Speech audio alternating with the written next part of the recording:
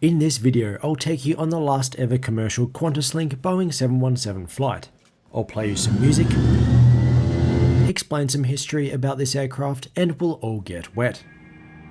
I'm Paul Stewart and I make videos about planes and some music, no, proper music.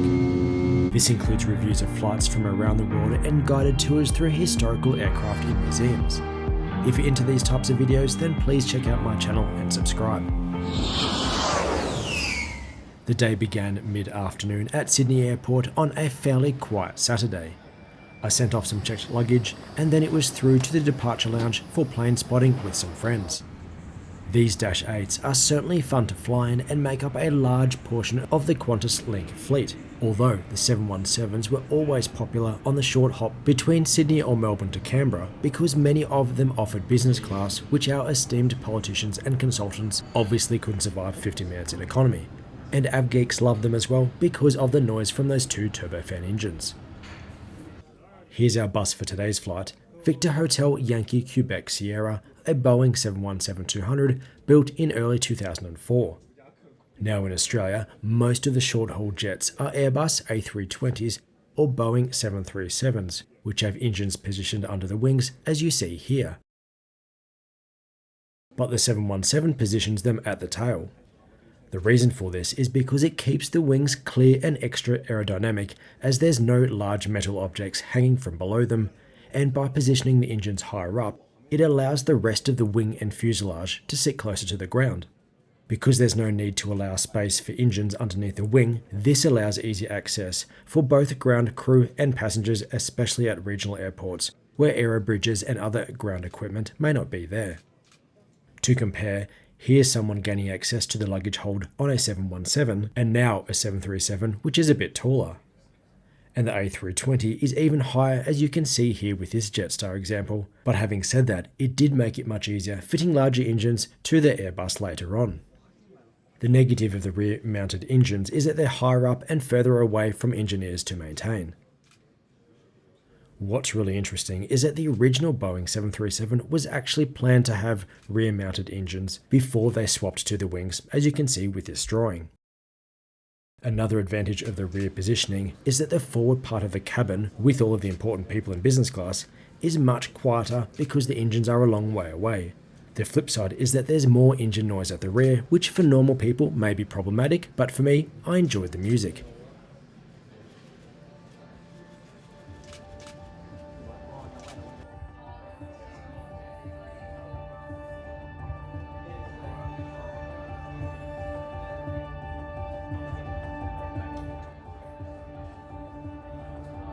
There was a little commotion at the gate where avgeeks were all gathering around chatting and the crew were reminiscing about their times on board this brilliant little jet.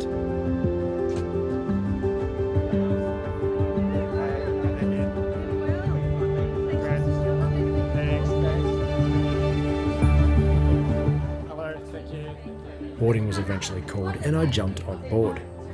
It really was exciting walking along the aero bridge, but also a little bittersweet knowing that this would be my last ever time boarding a Qantas Link Boeing 717. The first few rows are business class in a 2-2 layout, and then it was through to the main economy cabin, which is in a 2-3 layout. The two seats on the port side are great if you're travelling as a couple, similar to the A330. And here's my seat towards the back, 18 Alpha, which I carefully selected to try and get both a view of the engine and fan blades and a bit of the wing as well. I probably should have tried to get one row back, but I was still excited to have just got a window seat on the A side, which was perfect for takeoff, as you'll see shortly.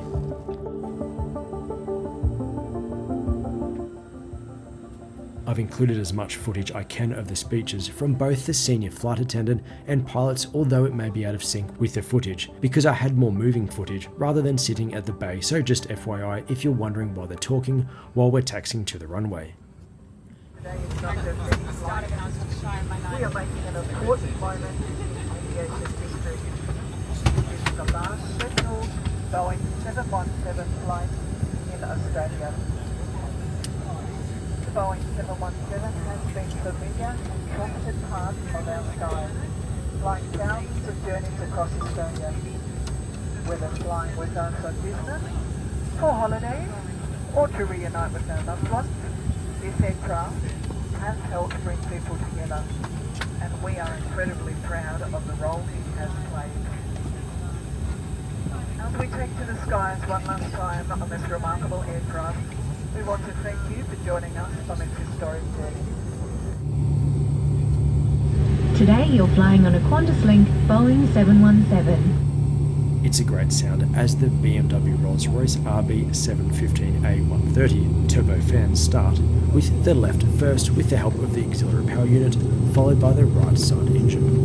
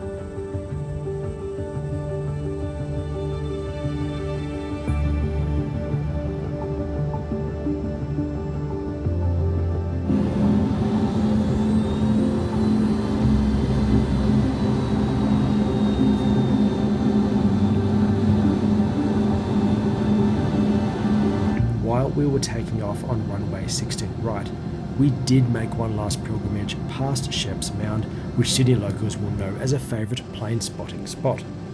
If you see yourself in the footage, then please comment below.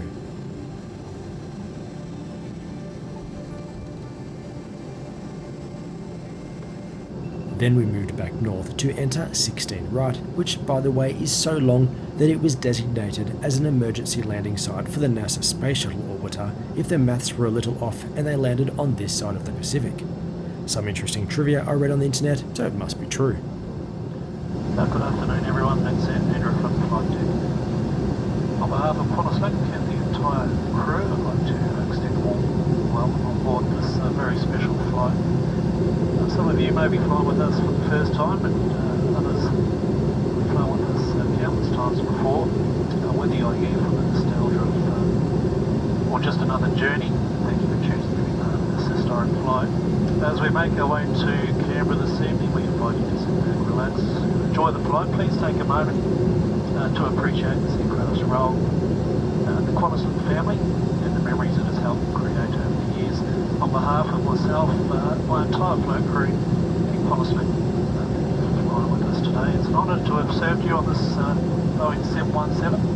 We hope you'll cherish this moment as much as we do. Once again, thank you and enjoy the flight.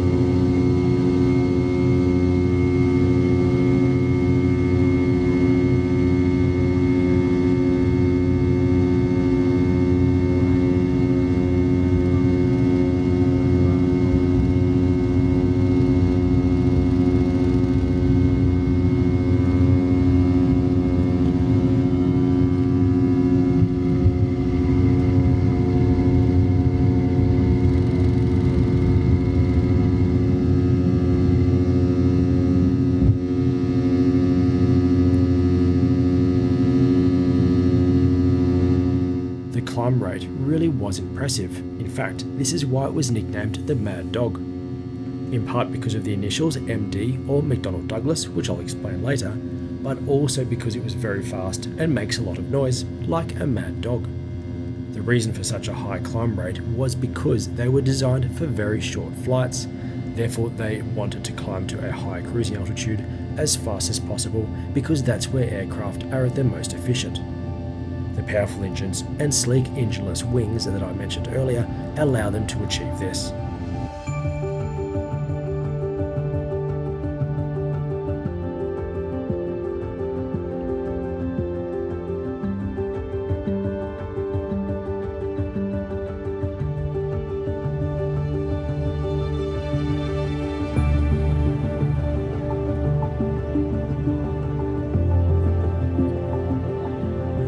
It was a short flight and a small snack was offered, which was fine. I actually really like that the food is healthier, and while a muffin does taste nice, this also tastes great and is healthy. There was champagne offered because it was the final flight. In fact, there was a bit of a cheers towards the ending. Now, I mentioned McDonnell Douglas before, and let me explain.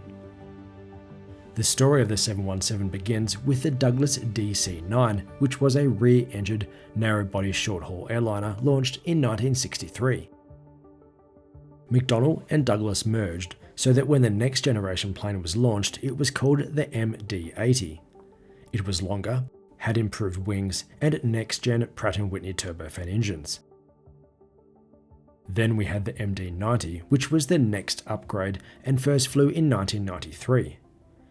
It was also bigger, got new engines, and importantly had an upgraded glass cockpit. Then we saw the MD-95, which interestingly was a reversal of the trend of making everything longer, so it was a little shorter. In August 1997, Boeing acquired McDonnell Douglas and rebranded that MD-95 as the Boeing 717.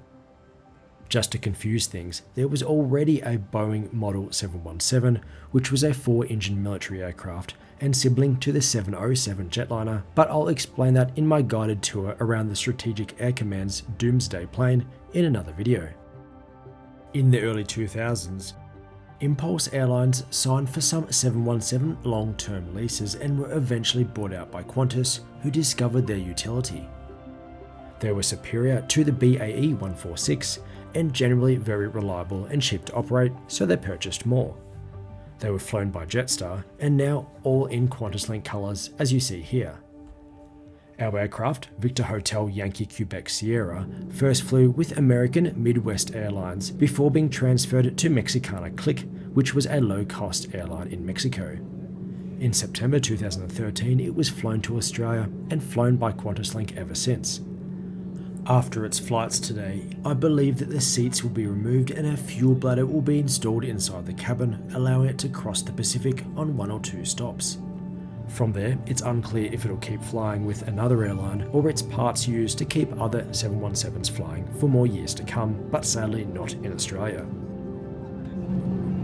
It's replaced here by the Airbus A220, and check out my channel for a review on board that. It wasn't long before it was time to start our descent down into Canberra for one last time.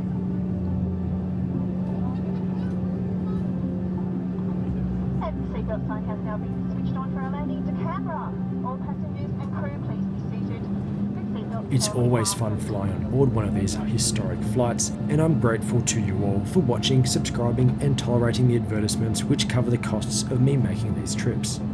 I'll let you enjoy the noise of the throttles modulating as we descend for a smooth landing into Canberra.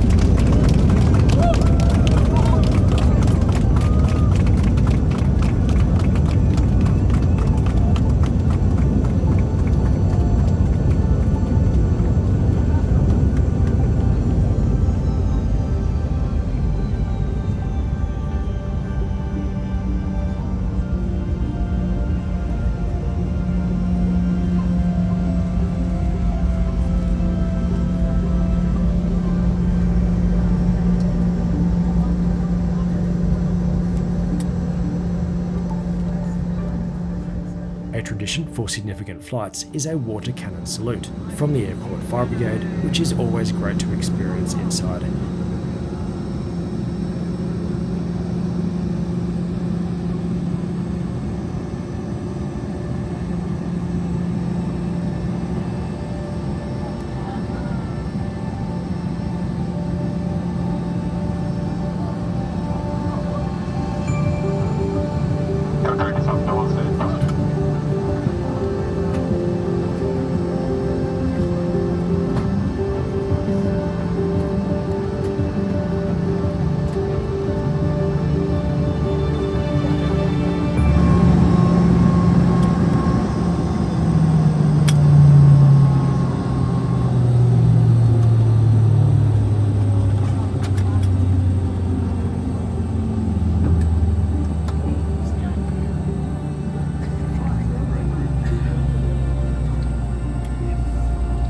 The crew were great and really tolerant of the avgeeks on board, with most of us spending time chatting with them and looking inside the cockpit. Even though it's a fairly old aircraft, it has a glass cockpit with many functions displayed on screens. By standardising the design across multiple different aircraft types, it allows pilots to focus on what's important, especially when something may not be going as planned. I'll mention that more in an upcoming tour around a British Trident jetliner. And as we walked off the plane, there were more celebrations with a certificate, a flag and a biscuit, all of which will be going on display in my aviation cabinet. If you enjoyed the video, then please give it a thumbs up and check out my channel for similar content, where I fly on board more 717s all around Australia. Thanks for watching.